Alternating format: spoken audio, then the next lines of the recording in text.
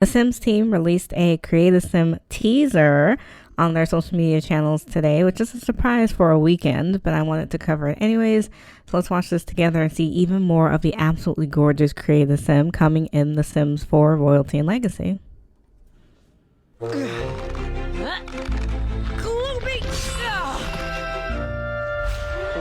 Okay, they're going already way too fast. They're speed rolling through these. I love the outfits that we've seen so far, so I just want to back it up a little bit. So starting with this like checkered dress, that's super cute. And Trinity, I think the theme is always very much fairy tale and princess. I like this top with the skirt and a high slit. They want to make sure you see everything. She's got this green dress going on, very demure, very cutesy, very regal, with these drop earrings, which are adorable. And some everyday stuff. I mean, not going to be dressed like a princess every day, but some nice, beautiful jewelry, some chunky pieces that can really stand out. I mean, this bracelet is nice. Man, they're trying different shapes, different textures. I actually really appreciate that for The Sims 4. I think the last couple of expansion packs, especially Adventure Awaits and Businesses and Hobbies, didn't have the best Create a Sim looks. But it seems like they're stepping it up here. And I like this hair. This little two braids going back into a pull down look. Now, we've seen a lot of Create a Sim stuff through the different gameplay trailers we got and the reveal trailer. I'm absolutely loving all the African inspired pieces. They're so vibrant and beautiful and rich colors and textures and different materials. Like these beads are just, we don't have anything like that in The Sims 4, which is nice. It's something completely original. This hair is one of my favorite new hairs coming with this pack. That hair too. They're getting better with doing their textures and their braids, their braided styles, which is nice. That sandal's interesting where it kind of loops across the ankle and around the toe. Hopefully we get stuff for the kids. That is one thing about The Sims 4 is everything seems to be for like teens and up. But it's like kids also need cute clothing as well. Oh, there we go. I just complained about the littles in there. So cute little dress, some little shoes. Okay. And some regal looking stuff for the kids. Now they can kind of dress up a bit more, like that skirt dress combo is kind of cute here. Little tiaras and crowns for them. Even though they can't be royalty or nobility until they're teenagers, they can at least inherit a title or be promised to inherit a title, so they should look the part. Very cute. Yeah, that's a nice look. Giving Bridgerton.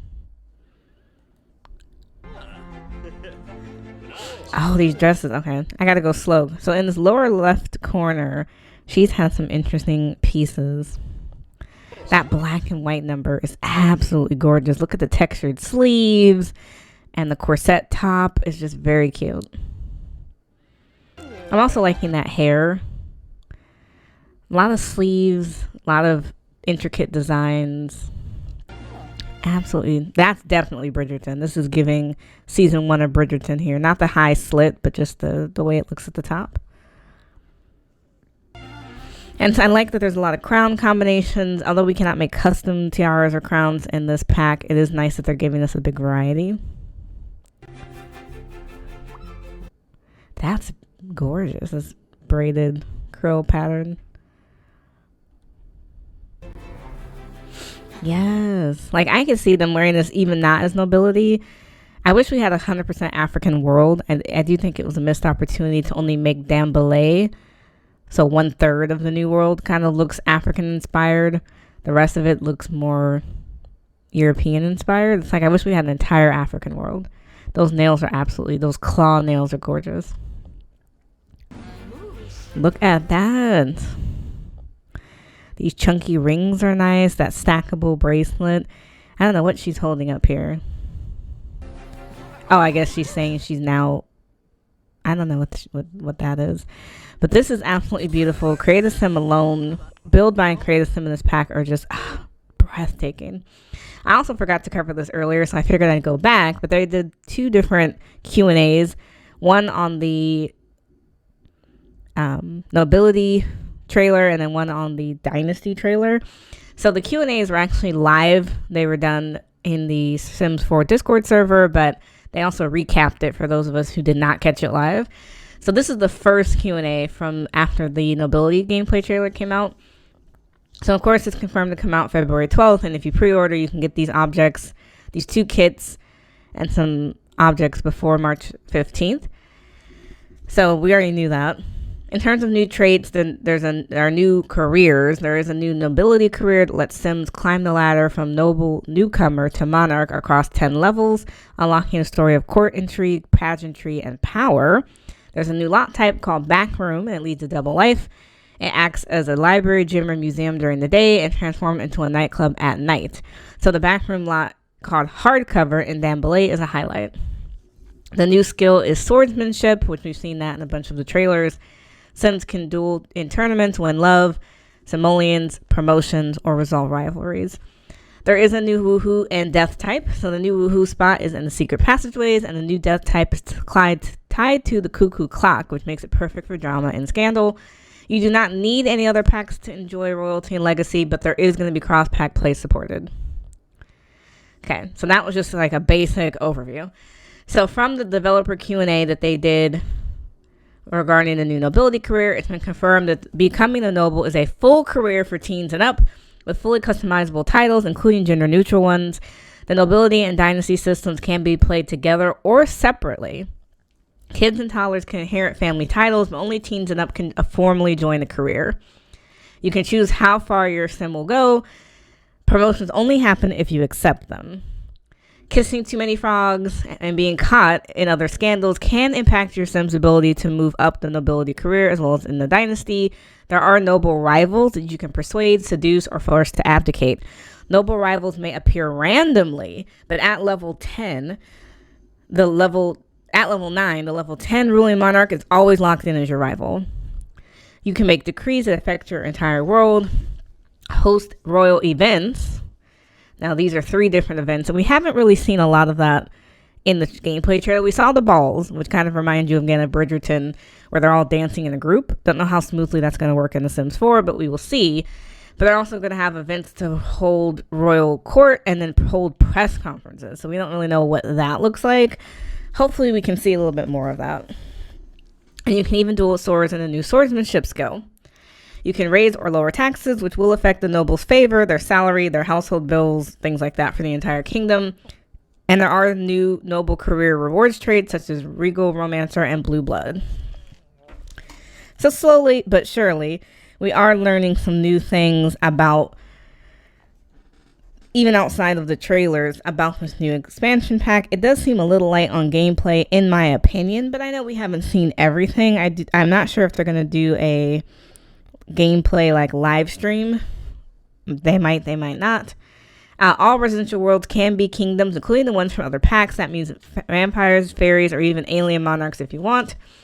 Kingdom leaders are level 10 of the noble career. They cannot rule multiple kingdoms, but you can rotate through your different saves and play as different kingdom leaders ruling in different worlds. If a kingdom leader moves from their world to another world, they will be demoted to a lower level, so we don't end up with 2 kingdom leaders. Any sim can attend balls, but a noble dancing with a commoner might cause a scandal. The cuckoo clock can kill, and big household names like the Landgrabs and Goths will have their own dynasties and new save files, and Johnny Zest will now be included in the Landgrab family tree.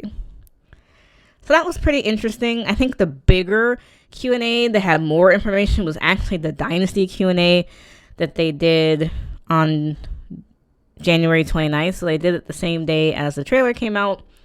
So any sim can be in a dynasty, royal or not.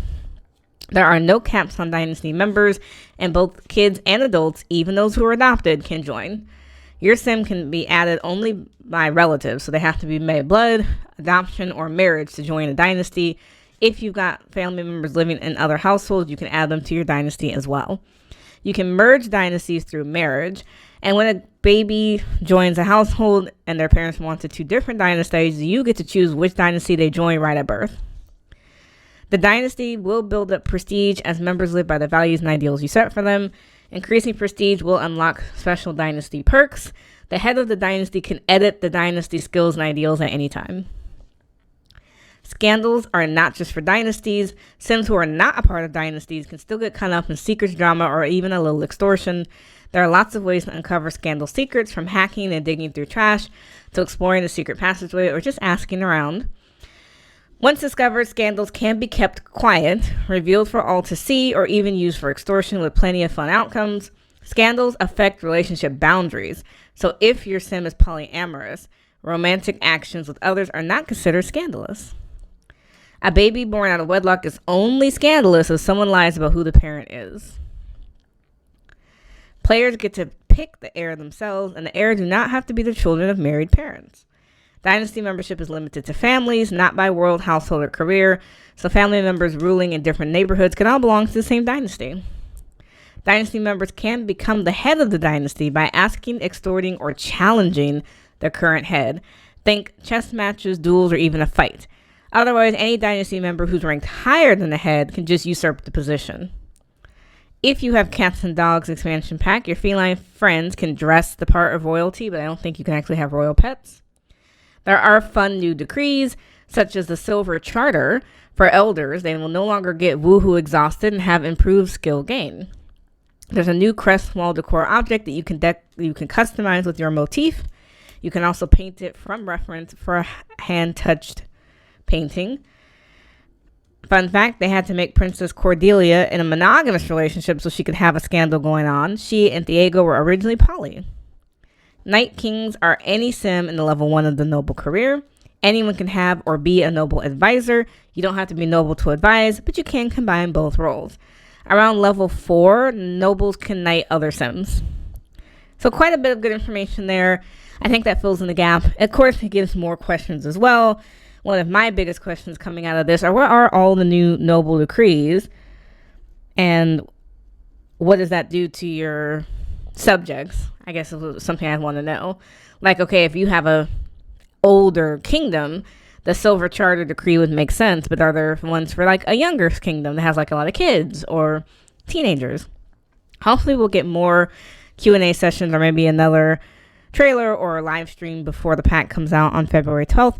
But let me know in the comments below, what did you think about the expansion pack based on all this new information we've just gotten?